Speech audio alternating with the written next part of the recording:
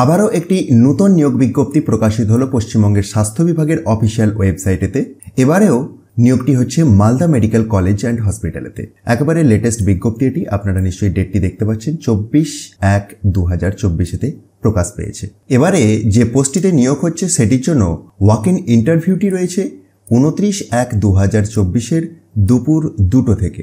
ভেন্যুটি সেই office of the principal, Malda medical college, English বাজার, মালদা।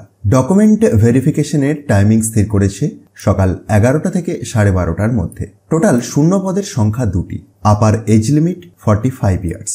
যে দুটি পোস্টে নিয়োগ হচ্ছে, একটি তো জেনারেল সার্জারি ডিপার্টমেন্টে সিনিয়র রেসিডেন্ট এবং আরেকটি জেনারেল মেডিসিন ডিপার্টমেন্টে। আর এসেন্সিয়াল কোয়ালিফিকেশন আপনারা নিশ্চয়ই সকলেই জানেন যে MBBS with PG degree or diploma or DNB from recognized university লাগে।